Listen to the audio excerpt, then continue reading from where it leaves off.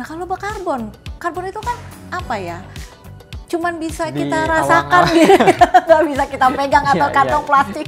Namanya bursa ya? Iya, ini kan bursa gitu kan. Bursa. Biasanya kayak kita saham nih jual, Iya. jual beli saham ya. Kebayang lah gitu kan. Nah, Kebayang, kalau karbon nih kan nggak terlihat. Benar, benar, benar. Saya memang pecinta lingkungan. Gitu. Oh, Memang bisa orang- nih diupload di sosmed Iya. gitu kan ya. Saya Nanti net bisa. zero emisi gitu Iya. tahun ini. Halo Mensiers, balik lagi nih di video part ketiga. Kita bahas soal ESG dan juga prinsip syariat. Kalau yang ketinggalan ya di video ke-1 dan kedua bisa langsung aja nonton di video sebelumnya. Karena di video ketiga ini kita akan bahas lebih expert lagi ya secara praktiknya bagaimana nanti emiten-emiten syariah itu bisa meningkatkan kriteria ESG-nya dan juga bagaimana kontribusi mereka terhadap, ini paling menarik sih, bursa karbon gitu ya. Nah ini masih sama Mas Ari saya ya di sini. Ya. Belum bosan kan ya Mas ya? Belum, Masih betah lah ya. semangat ini, Mbak. Ya Mas Ari, tadi di video kedua sempat mention tuh ya soal bursa karbon. Tapi mungkin boleh dijelaskan lagi kali ya. Sebenarnya karena masih banyak orang yang masih belum mengerti gitu ya, bursa karbon ini apa dan mekanismenya di Indonesia itu seperti apa, Mas? Ya, jadi bursa karbon ini, Mbak Indah, sebenarnya adalah cara kita untuk memfasilitasi perusahaan yang ingin mencapai net zero emission atau emisi karbonnya itu nol gitu ya. netnya. Iya, netnya. Ya. Tapi Jadi, Mas Ari, kalau maksudnya emisi karbon nih apa nih? Ya, Kalau mungkin jadi- boleh dijelaskan secara ini aja, Siap. gampang aja. kita kan dalam bernafas itu kan menghasilkan karbon. Karbon dioksida ya. Jadi setiap aktivitas kita di bumi itu pasti ada menghasilkan karbonnya gitu. Nah, itu bisa dihitung sebenarnya Mbak Indah. Kita itu dalam setahun itu berapa banyak karbon yang kita hasilkan, mulai dari aktivitas kita bernafas, perjalanan kita dari rumah ke kantor itu juga bisa dihitung tuh, bensinnya kan berapa Iya, gitu itu kan. kan karbon emisinya Iya, juga ya. terus juga listrik yang kita gunakan berapa, AC, ya. AC yang kita gunakan berapa. Jadi perusahaan pun juga bisa menghitung berapa sih emisi karbon. Emisi itu kan pengeluaran karbon yang dihasilkan oleh si perusahaan dalam 1 tahun. Dalam operasional perusahaannya gitu ya. Oke, Termasuk oke. dalam aktivitas si karyawannya yang berkaitan dengan pekerjaan. Pekerjaan ya. Perjalanan dari rumah ke kantor itu kan masih berkaitan dengan pekerjaan si karyawan tuh. Nah, itu dihitung dalam emisi karbon perusahaannya itu. Masalahnya kan sekarang ini karbon yang dihasilkan itu banyak, tapi penyerapannya kurang maksimal Iya, ya. benar. Karena kan aktivitas bumi kan masih makin sibuk ya Mbak ya. terus Bumi kita makin lahan sibuk. juga makin Benar. menipis gitu ya. Deforestasi di mana-mana gitu kan. Terus belum lagi masih rendahnya penggunaan sumber energi yang renewable, yang ramah lingkungan gitu. Jadi penggunaan energinya masih ya batu bara. Makanya kan isu batu bara ini tidak ramah lingkungan memang tidak ramah lingkungan karena banyak sumber energi lain yang ramah lingkungan, contohnya solar, geotermal gitu kan. Nah, kita mengarahkan ke sana, cuman memang belum bisa langsung masif arahnya ke sana karena ada infrastruktur yang harus dikembangkan, ada peraturan yang harus Betul, dikembangkan. dan mahal juga lah ya biayanya ya. benar. Nggak semua perusahaan sanggup. Makanya untuk pelan-pelan salah satu yang kita dari bursa ya yang kita bantu sediakan adalah bursa karbon ini, Mbak Indah. Nah itu secara praktiknya itu gimana Mas maksudnya? Namanya bursa ya? Iya, ini kan bursa gitu kan. Bursa. Biasanya kayak kita saham nih jual, Iya. jual beli saham ya. Kebayang lah gitu kan. Nah, Kebayang, kalau karbon nih kan nggak terlihat. Benar, Mbak Indah. Jadi bursa karbon sesuai namanya bursa karbon berarti bursa itu kan tempat perdagangan ya. Yang diperdagangkan adalah karbonnya ini, teman-teman. Sebenarnya ada 2 produk yang kita perdagangkan di bursa. Namanya PT BAEPU atau Persetujuan Teknis Batas Atas Emisi, sama SPE GRK, Sertifikat Pengurangan Emisi Gas Rumah Kaca. Nah, dua-dua ini bentuknya sertifikat.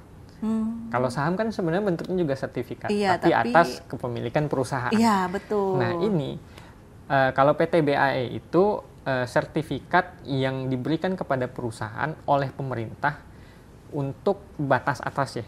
Kan namanya PT BAE Persetujuan Teknis Batas Atas Emisi. Jadi perusahaan itu akan diberikan, perusahaan A emisinya diperbolehkan 5 ton setahun. Contoh ya. Perusahaan B 10 ton, perusahaan C 20 ton gitu. Nah, nanti pemerintah punya caranya untuk menghitung sendiri Nah, perusahaan nggak boleh lebih dari limit yang sudah ditentukan.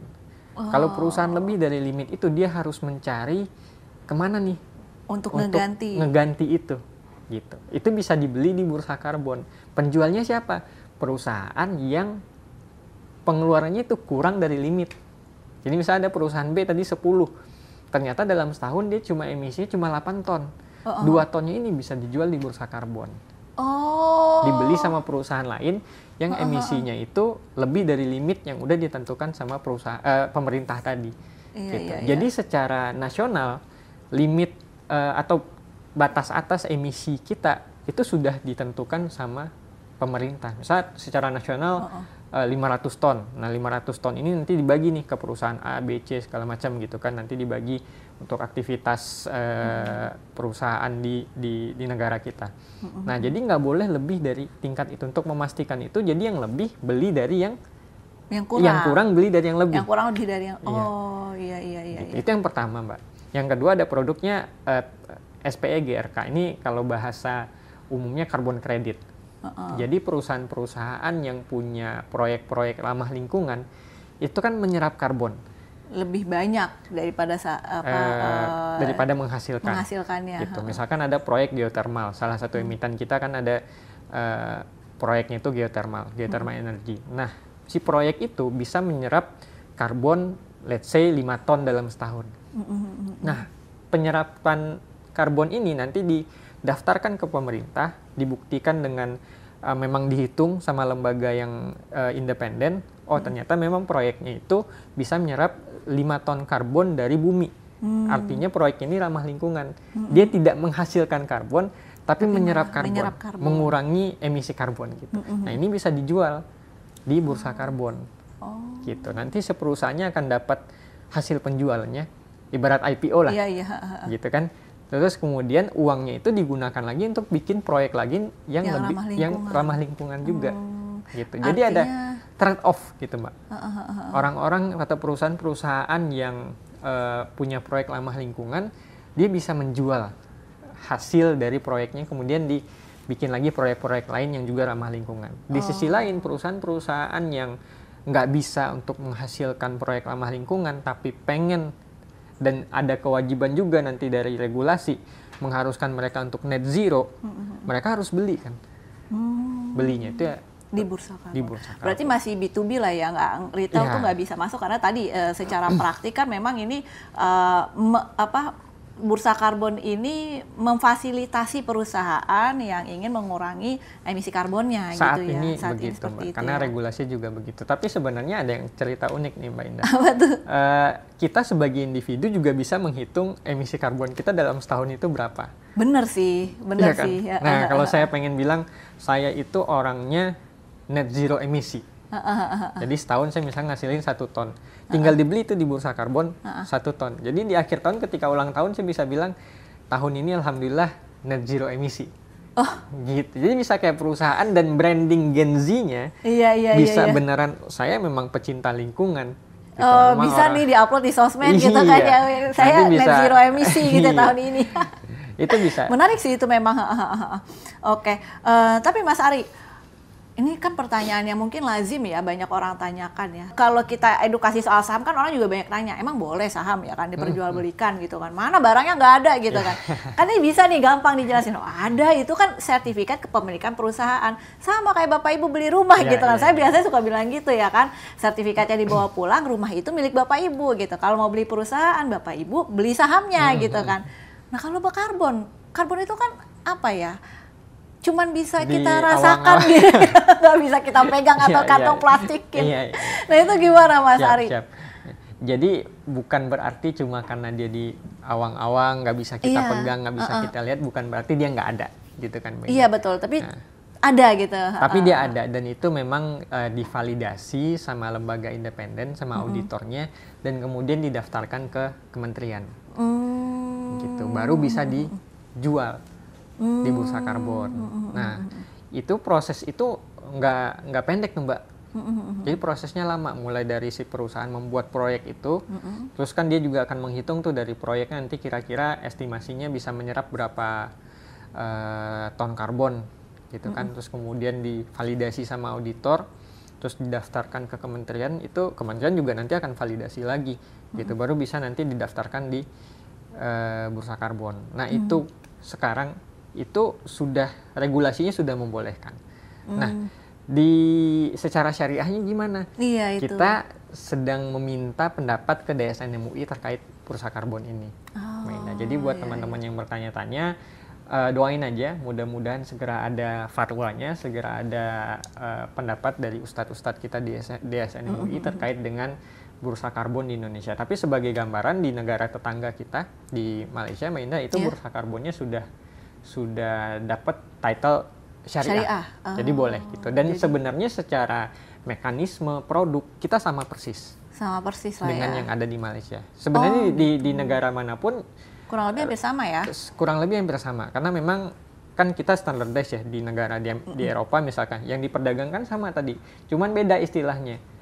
Kalau tadi saya nyebut SPE, GRK iya, gitu kan. Karena singkatan bahasa Indonesia panjang gitu iya ya. Benar, sebenarnya di luar negeri itu istilahnya cuma carbon credit gitu. Jadi buat teman-teman yang mau pelajarin, coba googling carbon credit gitu. Atau tanya aja sama AI, apa itu carbon credit, apa itu emission trade scheme gitu. Jadi secara produk di berbagai negara mirip-mirip. Oke. Artinya sebenarnya ketika nanti fatwanya sudah ada gitu ya, bursa karbon ini sudah dinyatakan sesuai prinsip syariah dari sisi produk dan juga mekanisme perdagangannya, maka kedepannya pasti akan mungkin ya emiten syariah itu lebih banyak aktif di bursa karbon untuk mengurangi emisinya mereka. Itu yang kita harapin, Mbak Indah, teman-teman. Dan lembaga keuangan syariah, perusahaan-perusahaan syariah, saham-saham syariah akan lebih pede untuk masuk.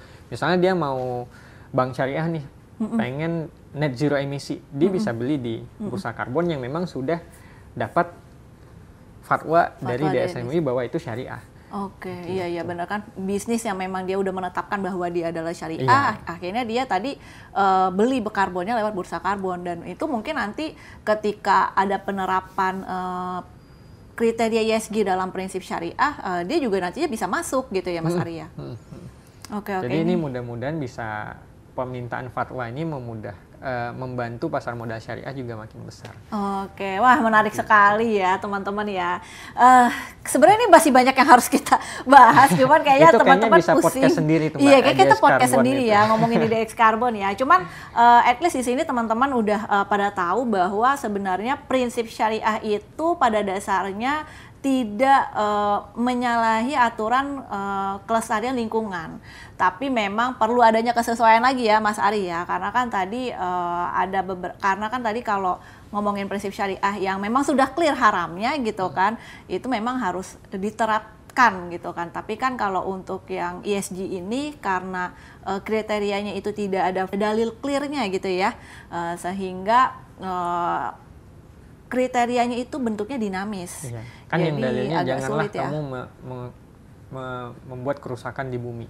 Iya, kerusakannya dalam bentuk apa tuh? Nah, itu kan harus didetailkan ya secara praktik. Beda dengan bisnis yang nggak boleh minuman keras, nggak boleh perjudian gitu. Nah, yang mentranslate itu nanti nggak boleh ada kerusakan di bumi, itu yang kita harapkan dari fatwa atau nanti dari ESG syariah gitu. Oke ya. Ini menarik sekali teman-teman. Nah, sebenarnya dalam bisnis pun di MNC Sekuritas kita udah berpartisipasi aktif sih dalam bursa karbon beberapa untuk penanganan transaksi untuk beberapa perusahaan itu sudah dilakukan gitu. Tapi ya balik lagi ya teman-teman ya, saat ini kan masih B2B, jadi yang retail tuh belum. Tapi yang retail ini bisa aktif berkontribusi dengan membeli saham-saham yang tadi sesuai kriterianya dengan ESG gitu ya. Oke teman-teman, ini makin lama makin panjang nanti ya. Jadi kita sesudahkan saja karena mungkin kedepannya kita bisa ngobrol-ngobrol bareng lagi terkait bursa karbon secara detail ya teman-teman ya. Oke Mensiers, kalau gitu kita sudahi saja video kita pada kali ini, Speak Syariah episode bahas soal ESG dan juga prinsip syariah. Sampai jumpa di episode selanjutnya. Mudah-mudahan video kali ini bermanfaat buat teman-teman sekalian. Terima kasih juga Mas Ari sudah menemani kita pada sudah diundang hari lagi ini. Iya. Di podcastnya, senang bisa berbagi. Siap Mas Ari. Thank you Mas Ari. Assalamualaikum semuanya.